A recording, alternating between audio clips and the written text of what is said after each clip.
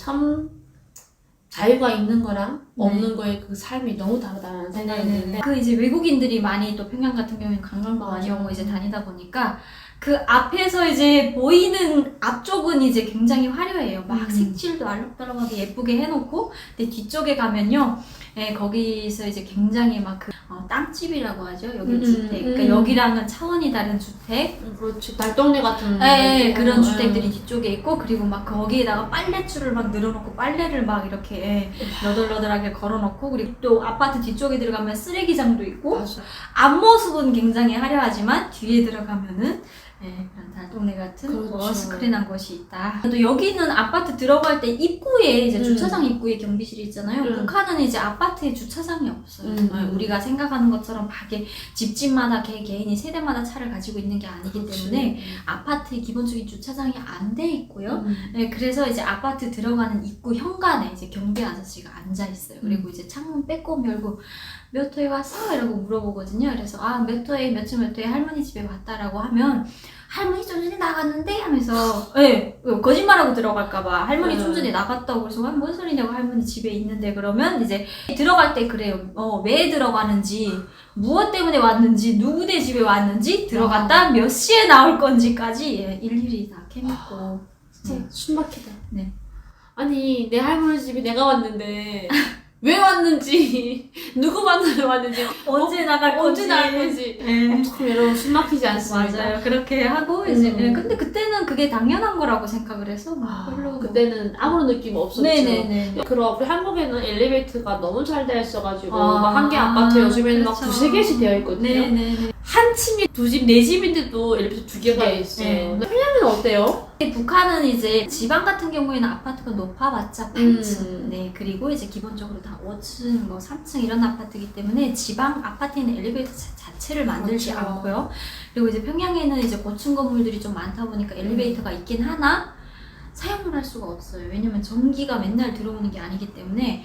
그래서 이제 그 북한에는 아직도 이제 난방이 들어오는 게 아니고 연탄이나 뭐 나무를 떼서 이제 집을 덮이잖아요. 그러다 보니까 이제 밥도 그렇게 해 먹고, 그래서 탄 같은 거를 날라야 되는데 고층 건물이니까 못 나르잖아요. 그러면 아파트에서 이제 알려줍니다. 안내원 같은 사람들이 이제 몇 시에 전기가 들어오니까 이제 뭐 창고에서 탄 같은 거, 나무 같은 거 짐 같은 거 올릴 수 있으면 그 시간에 올려라라고 알려주고, 그리고 예전에는 이제 그 전기가 갑자기 막 나가고 하면 중간에 낮 같은 시간에 집에 들어갈 때 막 걸어서 올라가거든요. 네. 근데 그게 당연한 일상이거든요. 이제 또 그러다가 나중에는 그 엘리베이터를 출퇴근 시간을 맞춰서 공급을 합니다. 전기를. 네, 그래서 아침에 전기가 들어오고 또 퇴근 시간, 저녁 같은 때 전기가 들어옵니다. 그 시간을 놓치면은 탈 수가 없겠네요. 걸어서 올라가야죠. 네. 그래서 이렇게 북한에서는 전기도 공급을 합니다. 엘리베이터가 멈춰가지고 몇 네. 층까지 걸어 올라온 적이 있나요? 저는 이제 친할머니가 이제 평양에 살고 계시거든요. 그래서 거기 이제 휴가 나가거나 하면은 이제 할머니 집에 놀러 가는데 12층이었거든, 집이. 근데 12층까지 걸어 올라가는 건 뭐 그냥 일상이죠. 그냥. 일상이었죠. 네. 오르고 내리고 하는 거. 그렇죠. 그냥 당연히 얘는 못하는 애다. 그냥 낮 그리고 시간에. 할머니라고 하셨는데 그럼 할머니도 연세가 있으실 거잖아요. 네. 그럼 할머니도 계단을 아유, 다 12층까지 걸어 올라가요? 그렇죠. 저기가 건강은 하겠어요. 네. 한국에서는 몇 층까지 걸어 올라간다? 저는 3층까지도 걸어 올라가기 싫더라고요. 1층에서 지하 1층으로 내려가는데도 엘리베이터 누르고 기다립니다. 참 게을러진 것 같아요. 어때요? 엘리베이터가 있는 게 좋아요? 아니면 엘리베이터가 없이 걸어 올라가는 게 좋아요? 있는 게 좋죠. 내가 언제 이렇게 살았나 싶을 만큼 완벽하게 정리를 싹 해가지고 맞아요. 저희 아까도 좀 전에도 이제 지하 1층에서 이제 1층 올라오는데 엘리베이터 누르고 올라왔어요. 서울에 와가지고 한국 음식을 먹으면서 인상이 나왔다는 게 있었나요? 우리가 흔히 알고 있는 평양냉면? 네, 이제 저는 그 평양냉면 맛을 아니까 이제 너무 먹고 싶은 거예요. 진짜 맛있거든요, 냉면은. 맛있지. 네, 너무 먹고 싶어서 이제 평양냉면을 한다라고 해서 이제 서울에서 찾아가서 먹었는데 냉면이 이제 맛이 틀리더라고요. 많이 사. 왜냐면 북한에는 좀 자극적인 맛이라고 해야 되나? 근데 맛있어요. 그래서 저는 그게 이제 음식이, 왜냐면 그쪽 음식에 적응이 돼서 그런가 싶은데, 지금도 이제 제가 탈북을 한 지 10년이 됐는데도, 아직도 냉면, 여기 한국 냉면 맛이 좀 적응이 안 되는 것 같아요. 호불호가 확실히 있는 것 같아요. 네네. 그래서 냉면만큼은 이제, 여기서 파는 평양냉면이랑 북한에 있는 진짜 오리지널 평양냉면이랑은 맛이 좀 많이 틀리다. 면발 자체도 일단 틀리고요. 그렇더라고요. 우리 연희 씨가 만약에 통일됐을 때 평양 음식 이것만큼은 추천합니다. 이게 있나요? 대동강 맥주 대중강 맥주. 꼭 드셔보세요. 왜냐면 제가 이제 그 체육단에 있었잖아요. 저희 그 송신동에 대동강 맥주 공장이 있었습니다. 이제 제가 여기 와서도 이제 가끔씩 시켜서 먹어봤는데 그 맥주 맛이 똑같더라고요. 그러면 그 북한에 선수 생활할 때 선수들은 유니폼, 이렇게 신발 이런 게 굉장히 중요시하는데 네. 그런 것도 넉넉하지 않았죠? 그쵸. 이제 군복 같은 경우에 저희는 이제 군인 신분으로 이제 활동을 하거든요. 군복 같은 경우에는 이제 나라에서 내주다 보니까 그걸 입는데, 뭐 이제 훈련할 때. 훈련할 때 뭐 일과 뭐 이런 뭐 운동복이라던가 이런 거는 다 본인이 사비로 사야 되기 때문에, 뭐 돈이 많은 집 자녀들은 굉장히 이제 잘 입지만, 또 없는 집 자녀들은 좀 한 벌 가지고 이제 몇 년씩 입습니다. 그 본인이 다녔던 그 체육단에서 열심히 지금 막 선수하고 있을 후배들도 있을 것 같거든요. 그렇죠. 그럼 그 후배들에게 나는 한국의 운동복 중에서 이거 좀 보내고 싶다라는 게 있어요? 아, 운동복 중에서요? 운동복도 괜찮고요. 뭐 스포츠 제품 중에서 뭐 꼭 보내고 싶다라는 게 있나요? 네. 이제 북한에서는 나이키랑 아디다스랑 다 있긴 하지만 이제 짝퉁이겠죠? 많죠. 네. 북한에서는 아디다스를 아다러스라고 하잖아요. 네. 그리고 이제 카파도 있거든요. 그 이제 사람이 등 돌리고 두 명이 앉아 있는 거 있잖아요. 그 카파 브랜드도 있긴 한데 진짜 오리지널 정품을 한번 입어보라고 추천드리고 싶습니다. 근데 제가 북한에서도 이제 운동복을 입어봤는데 확실히 여기서 파는 거랑 재질이 틀린 것 같아요. 북한에 그 친구들에게 뭐 줄 수만 있다면은 그렇죠. 얼마나 좋겠습니까? 그러면 이렇게 북한에서 국가대표로 2등을 놓치지 않았던 우리 연희 선수가 왜 탈북을 했을까요? 저는 이제 친구 따라 강남을 온 케이스입니다. 뭐 한국에 있는 저 압구정리에 있는 그런 강남이 아니고요. 이제 우리 그 철새들이 날아가는 강남? 네, 그런 속담이 있잖아요. 왜 친구 따라 강남 간다라는 얘기가 있잖아요. 저는 이제 그 휴가를 지방에 내려왔다가 그 제 친구가 네, 집에서 이제 우리는 이제 국경 지역이다 보니까 남한 드라마 같은 거를 굉장히 많이 이제 접할 수 있거든요. 이제 언니도 국경이다 보니까 많이 봤잖아요. 그래서 그 친구랑 드라마는 뭐 어릴 때부터 굉장히 많이 봤고요. 그 친구 어머니가 브로커를 하셨어요. 근데 그때 당시에 이제 2015년도에 이제 남한으로 보냈던 사람들이 9명이 잡혀서 다시 북송이 된다라는 그 소식을 이제 보이시더니 그 친구 어머니한테 알려줬대요. 그래서 이제 잡히면 죽는 거잖아요. 네, 그래서 이제 빨리 피신을 해서 있어야 될 것 같다라고 했는데 그 검열이 언제 끝날지도 모르고 그리고 내가 피신해 있는다고 해서 이게 끝나는 일도 아니고 하다 보니까 친구 어머니가 생각하다 못해 이제 탈북을 결심하셨어요. 그래서 또 굉장히 친한 친구다 보니까 간다고 남한에 간다고 이제 너는 빨리 집으로 가라. 그때 어디 가냐고 하니까 남조선에 간다는 거예요. 그래서 제가 드라마에서만 봤던 남조선에 간다고 그래서 이제 순간 정말 단 1초의 망설임도 없이 나도 가야지라는 생각에 그래서 그 친구 어머니한테 나도 데려가 달라고 했더니 정신 빠진 거 아니야? 미친 거 아니야? 집에 다시 가라고 하는데 그때 나 무조건 데리고 가달라. 그래서 그 친구 어머니한테 얘기를 해서 그때 친구 어머니랑 탈북을 할 때 같이 탈북. 그 속으로 그런 생각을 한 번은 해봤어요. 왜냐면 북한에는 패션이라던가 이런 거를 머리에 조금만 입으세요 해도 학교에서 막 단속을 하고 또 이제 밑에 조금만 퍼진 바지를 입으면 청년동맹에서 다 바지 가위 갖다 잘라놓잖아요. 맞아. 네, 그러고 머리도 이렇게 기르면은 다 잘라놓거든요. 단발머리를 하라고. 그것도 이제 뭐 단속돼서 걸리면 변속한 청소. 맞아.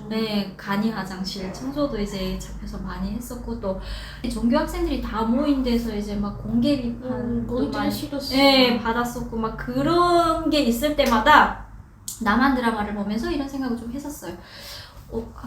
나도 저렇게 자유롭게 좀 옷을 입고 싶다, 머리도 예쁘게 하고 싶다라는 생각을 많이 했었는데 친구 어머니가 간다고 하니까 정말 진짜 단 1초의 망설임도 없이 나도 가서 저는 꿈이 없었거든요. 그 북한에 있을 때 막 내가 국가대표를 해서 장밋기 기쁨 드려야지 이런 마인드도 아니었었고요. 그냥 공부하기 싫어서 네, 하다 보니까 또 이제 부모님이 조금 지원을 해줘서 하게 됐던 그런 케이스였기 때문에 저는 그냥 남한에 간다고 하니까 나도 가서 저런 예쁜 옷 입고 이렇게 예쁘게 머리도 길러보고 정말 예쁘게 자유롭게 남자도 만나보고 싶다라는 생각으로 살고 있는 것 같아요. 아니 그러면 한국 드라마를 딱 보면서 자유롭구나 이걸 느꼈어요? 어릴 때 한 9살, 10살 때 이제 드라마를 봤을 때는 그런 생각을 했었어요.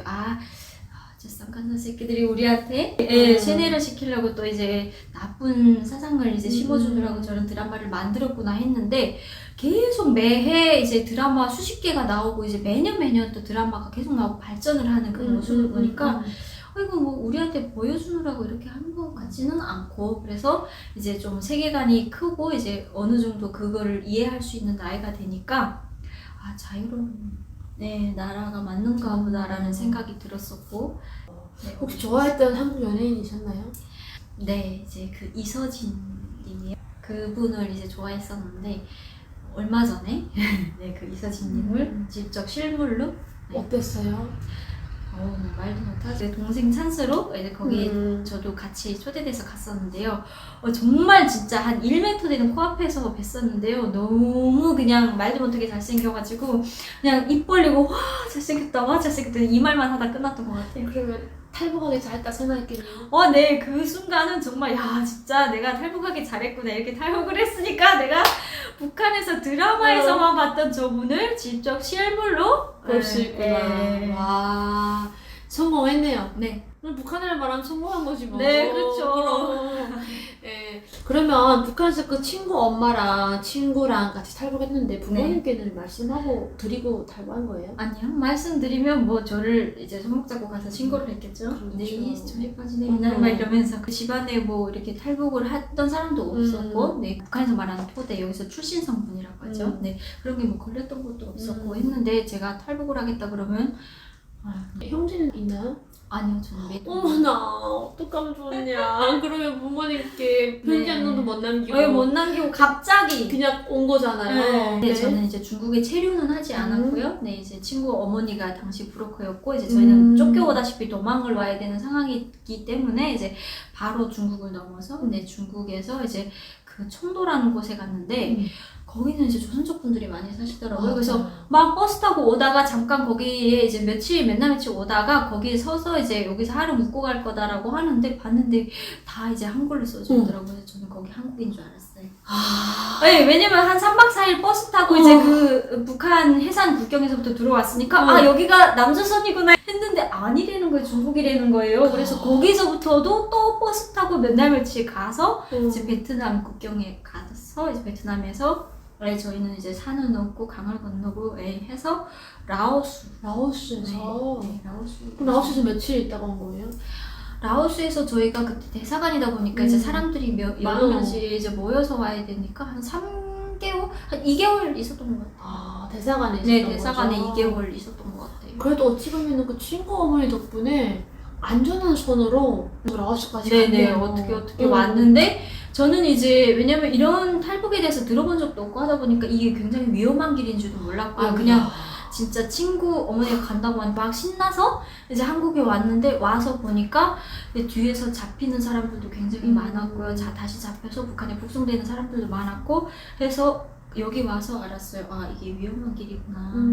내가 정말 위험한 걸 아무것도 모르고 그냥 신나서 왔구나라는 생각을 했는데 와서 보니까 정말 저는 그래도 그 친구 어머니 덕분에 정말 운 좋게 왔던 것 같아요. 그럼 친구 어머니도 친구 다 같이 한국에 오신 거죠? 네. 라오스에서는 그 라오스 공항을 통해 가지고 온 거예요? 그쵸. 이제 라오스에서 저희가 그 이제 대사관에 체류를 해 있다 보면 이제 거기서 저희가 또 여권을 만들어서 그래서 그 이제 비행기를 타고 오잖아요. 네. 네. 그래서 이청원이 온 거예요?